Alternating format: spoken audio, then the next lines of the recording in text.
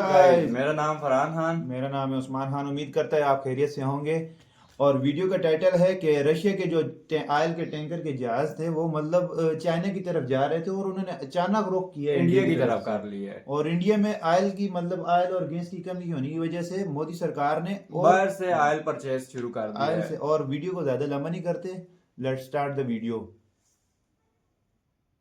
तो स्क्रीन पर आप ये आर्टिकल देखिए, Russian oil tanker ditches China heads to India amid global energy crisis. यही नहीं, इंडिया टुडे का भी आर्टिकल आप अपने स्क्रीन पर देख सकते हैं। 7 जहाज जो कि तेल भरकर चाइना ले जा रहे थे वे अचानक भारत की तरफ मुड़ गए। मतलब इसके उन्होंने अलावा टर्न भारत की ईरान तरफ कर युद्ध लिया से एक बड़ी मतलब डेवलपमेंट सामने आई है। अमेरिका के ये राष्ट्रपति ऐसा ने साफ कहा है एकदम से कि हो ये गया युद्ध क्या? ज्यादा एकदम से। लंबा नहीं चलने वाला। क्या ईरान के अंदर रिजीम चेंज होने वाली है? जानते हैं इन दोनों खबरों के बारे में इस वीडियो में डिटेल में। दरअसल भले ही स्टेट ऑफ हॉर्मुज से कुछ भारतीय जहाज तेल और गैस लेकर भारत आ रहे हो, लेकिन जिस देश की 80% से ज्यादा एनर्जी जरूरत बाहरी देशों से पूरी होती है उसको हर रोज नियमित सप्लाई चाहिए होती है। यही कारण है कि अब भारत के अंदर भी कई जगह तेल की भी कमी पड़ती दिखाई दे रही है। कुछ पेट्रोल पंप के मालिकों ने कहा है कि पीछे से तेल नहीं आ रहा, अब भारत के अंदर मतलब हर तेल की तरफ कमी यही ना हो, हाल है। हमारे इसके लिए पाकिस्तान में सरकार भी बड़े यही कदम बोला उठा जा रहा है रही कि है मतलब और आयल रूस पीछे से सहित नहीं आ रहा। 40 देशों से संपर्क करके तेल की सप्लाई को सुनिश्चित कर रही है। और इसी बीच एक चौंकाने वाली खबर सामने आई है।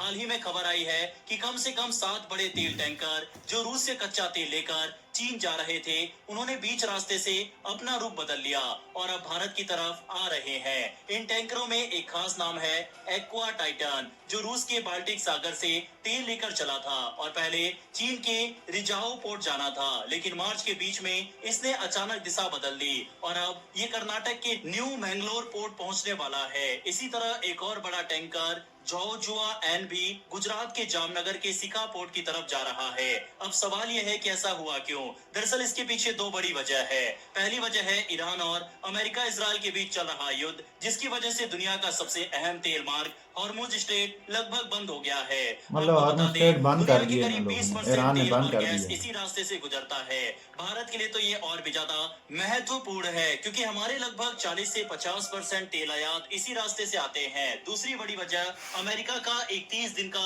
अस्थायी छूट देना, जिसके तहत भारत अब रूस से प्रतिबंधित तेल भी खरीद सकता है।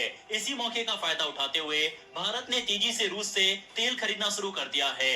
आपको जानकर हैरानी होगी कि भारत ने सिर्फ एक हफ्ते में करीब 30 मिलियन बैरल रूसी 30 तेल मिलियन खरीद लिया है। बैरल। इससे पहले जनवरी में भारत ने रूस से तेल खरीद कम कर दी थी, जिसका फायदा चीन ने उठाया और सस्ते रूसी तेल को बड़ी मात्रा में खरीद लिया था। लेकिन अब स्थिति बदल गई है। भारत फिर से एक्टिव हो गया है और अपनी जरूरतों को पूरा करने के लिए तेजी से फैसले ले रहा है। इसका सबसे बड़ा फायदा क्या होगा? देखिए, क्या भारत अपनी बात है ऊर्जा यार। जरूरतों का करीब 90% हिस्सा आयात करता है।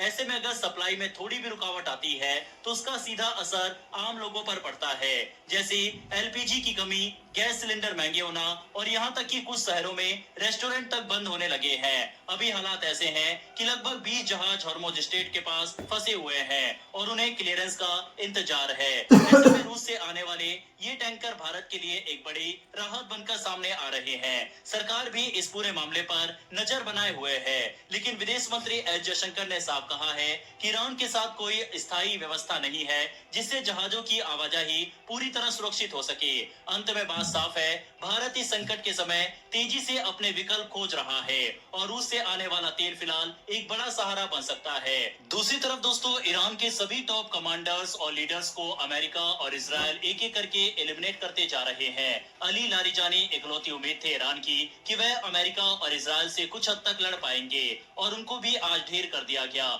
अब ईरान के अंदर हालात काफी खराब हो चुके हैं, यानी अब अंतिम लड़ाई ईरान एक जगह से लड़ रहा है और पूरी कोशिश कर रहा है इजराइल और गल्फ कंट्रीज के ऊपर एक साथ धावा बोलने का। यही कारण है कि 100 अलग अलग ठिकानों पर एक साथ इजराइल के उसने अटैक किया। हालांकि इजराइल ने इन सभी अटैक को रोकने में सफलता पाई है। ट्रम्प का कहना है कि अब ये युद्ध ज्यादा लंबा नहीं चलने वाला। अब ये देखना इंटरेस्टिंग रहेगा कि क्या ईरान के अंदर कोई रिजीम चेंज होती है या नहीं, क्योंकि अमेरिका एक एक करके सभी टॉप कमांडर्स को ढेर करता जा रहा है। बहरहाल इस युद्ध का नतीजा क्या निकलता है ये तो आने वाले समय में पता लगेगा कि क्या ईरान के अंदर रिजीम चेंज करने में इजराइल और अमेरिका सफल होते हैं या फिर ऐसे ही ये युद्ध अब रुक जाएगा। बहरहाल इस वीडियो में इतना ही। दोनों खबरों पर अपनी राय कमेंट बॉक्स में लिखकर बताइएगा। फिर मिलेंगे ऐसी एक नई वीडियो के। सो गाइस, जैसे कि देख सकते हैं कि इसने भारत ने मतलब जो है ना एलपीजी गैस जो टैंकर जो है ना वो चाइना से रोक कर रहे थे, अभी इंडिया की तरफ आ गए।